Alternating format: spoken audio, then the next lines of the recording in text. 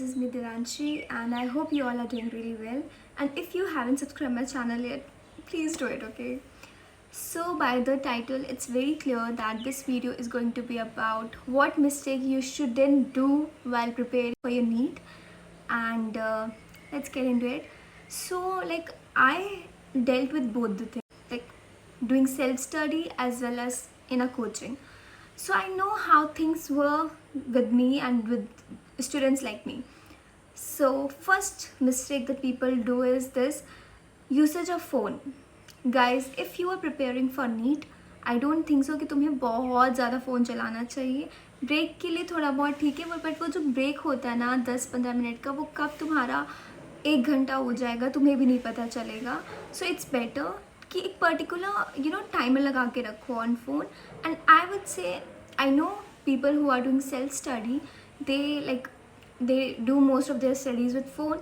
So but those people who are in coachings like Alan, Akash or some anywhere else, I would recommend कि आप लोग phone मत use करो.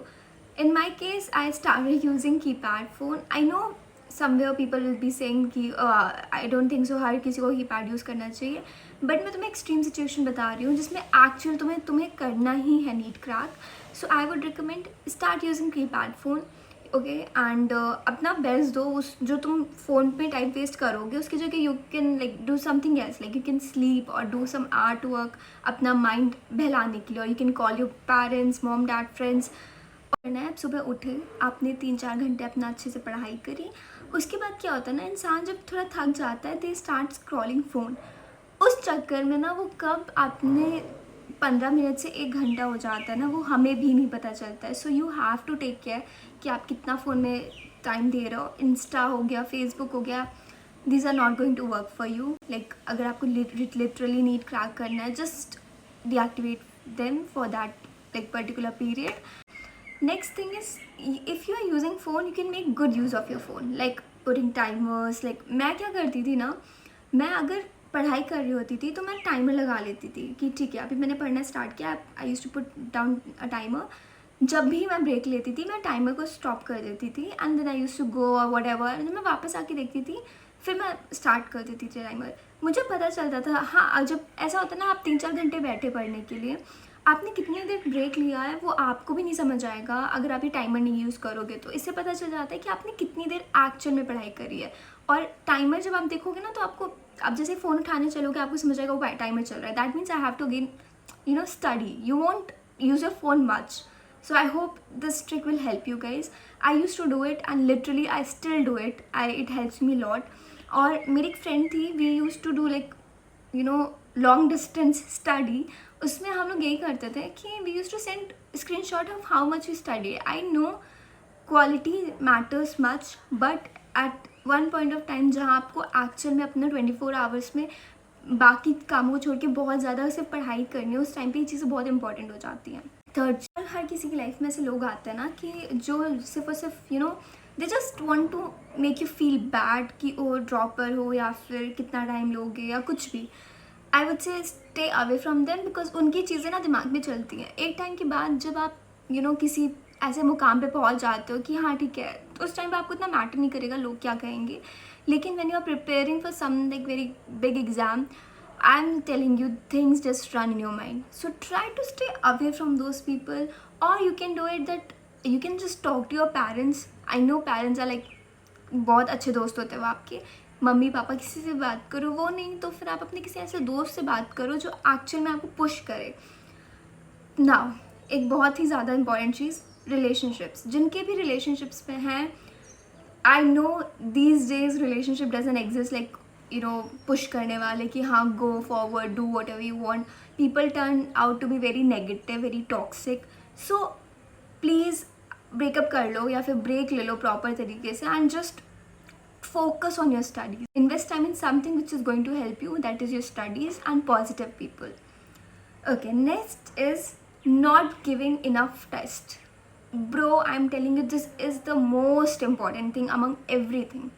मैंने last month में आई am telling you मैंने 100 से ज़्यादा टेस्ट दिए हैं. मैं बहुत डरती थी टेस्ट देने से. अगर मुझे कोई पुश नहीं करता ना, मैं टेस्ट नहीं देने वाली थी.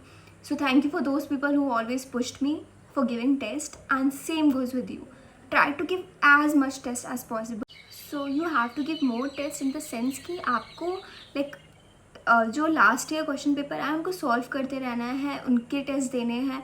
That's how you can improve your self. सिर्फ और सिर्फ कोचिंग के टेस्ट पर रिलाई करना इज़ नॉट ओके. और स्टार्टिंग में क्या होता है ना, स्टार्टिंग में NCERT के बाहर के भी क्वेश्चंस आते हैं, ठीक है. तो वो जब स्टार्टिंग में ही जब वो क्वेश्चंस आए तो उन क्वेश्चंस को आपको अपनी NCERT की बुक में लिख लेना है. This is going to help you. Next comes quality over quantity, which I already told you guys that quality बहुत इंपॉर्टेंट है. तुम 3 घंटे भी पढ़ रहे हो, उसमें भी अगर तुम 2 घंटे तुम्हारा इधर उधर चला जाता है, इट्स वेस्ट. ठीक है, I told you that trick. अपना टाइम लगा लो, टाइमर लगा के पढ़ लो, बहुत अच्छी ट्रिक है. ठीक है, उस पर ध्यान दो. Then not eating proper food. guys, I'm telling you, please focus on your eating habit while preparing for an examination. क्योंकि एक एक दिन बहुत कीमती होता है. अगर तुमने अपने बॉडी को नहीं सही रखा है, हेल्दी फूड नहीं खाया, यू डोंट नो क्या चीज़ तुम्हें नुकसान कर जाए बाहर की. एंड हॉस्टल का जो भी खाना होता है ना, try to eat like, I know खाना अच्छा नहीं होता है बहुत सारे हॉस्टल्स का. थोड़ा अपनी तरफ से भी ना फ्रूट्स को ऐड ऑन करो अपनी डाइट में. जो पल्सेस वगैरह आती है उसको खाओ, लेकिन खाओ ज़रूर. ऐसा मत करना कि भाई तुम सिर्फ और सिर्फ जंक फूड पे रिलाई कर रहे हो. बादाम हो गया, अखरोट हो गया, ये सब चीज़ें बहुत हेल्पफुल होती हैं, तुम्हारे माइंड को शार्प रखेंगी, तो वो चीज़ ज़रूर खाना. ठीक है. ओके, प्रॉपर स्लीप भाई बहुत ज़रूरी है. Proper sleep, 6 hours sleep is must for you. So और प्रॉपर स्लीप मतलब ऐसा नहीं है कि बस सोते ही रह रहे हैं. एक फिक्स शेड्यूल बना लो. And I told you once again, I am going to tell you, मैंने अपने पुराने वीडियोज़ में तुम्हें बताया था कि जो 2 to 5 का टाइम होता है ना, उस बीच में लाइक 1 घंटे पहले उसके से सोना एकदम बंद, लाइक छोड़ दो सोना, बिस्तर से उठ जाओ. क्योंकि उस टाइम पे तुम्हें अपने माइंड को बहुत ज़्यादा क्लियर रखना है. तुम्हें उस टाइम पे पढ़ाई करनी होगी, क्योंकि तुम्हें मेन एग्जाम में भी उसी टाइम पे 2 to 5 के टाइम पे ही अपना माइंड को खोल के रखना पड़ेगा. So try to study during that period, जिससे कि तुम्हारा माइंड एकदम खुल के रहे. Okay, I don't know why is that coming. Next thing comes is focusing on negative people, which I already told you guys. दूर रहना. मुझे याद है मेरी लाइफ में भी बहुत सारे लोग थे जिन्होंने मुझे बहुत ज़्यादा खींचने की कोशिश करी थी. एंड आई एम ग्लैड मैं उनसे पीछे हट चुकी हूँ. I cut all the kind of bonds. ऐसा नहीं करने की एकदम उनके साथ रूड हो जाना है, नो.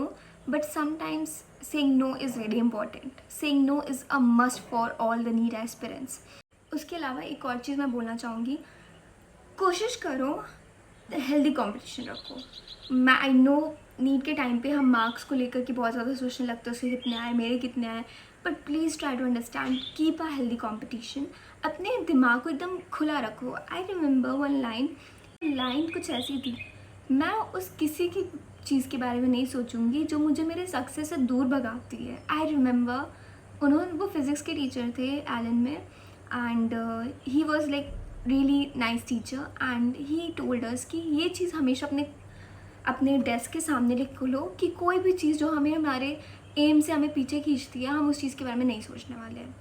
कोई भी चीज़ ऐसी आएगी जो तुम्हें तुम्हारे एम से पीछे खींच रही है, it's gonna like you will stop thinking right there. And make your mind more positive. Try to do meditation or yoga or anything like that. And okay, I think that's enough for today, and I hope you will follow these instructions, and I hope you like the video. Don't forget to share with your friends, and don't forget to subscribe. Okay, bye.